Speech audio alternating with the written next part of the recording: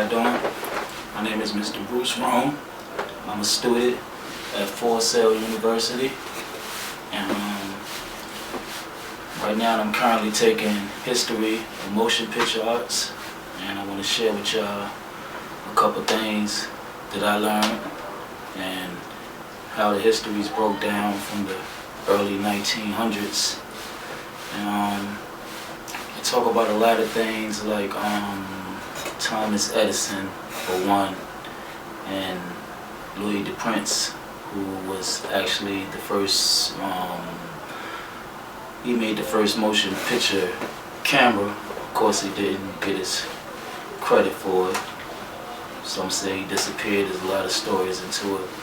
But Thomas Edison is actually the one who actually was known for the kinematograph, I'm pronouncing it right. But that was back in like 1891, and that was the actual first camera. The Roane brothers, they was one of the first people to like make documentaries.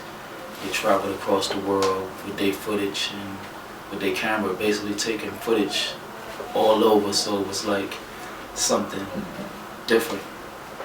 I'm gonna say about early 30s, late 1920s, we had the coming of sound, and it was like most of the silent films, it's actually not necessarily coming to an end, but sound had so much more to offer. And one of the first things was the Vitaphone. I think Warner Brothers purchased that, and that was basically like an instrument that was used to make sounds, a very expensive instrument from my research. And to actually be able to hear the screams in a horror movie, like, I think, in my opinion, that would have made watching the movie like 10 times better. So as the technology grew, I feel like it helped turn into what it is today. I believe the Jazz Singer, like, film came out in 1927. It actually had sound.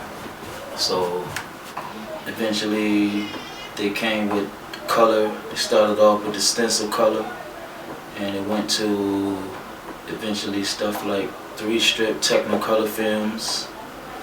And the technology basically started to grow. It made films way more interesting, and they was just, I mean, to actually be able to see the blood in the film or in a horror movie versus seeing it in black and white, that was like a major upgrade.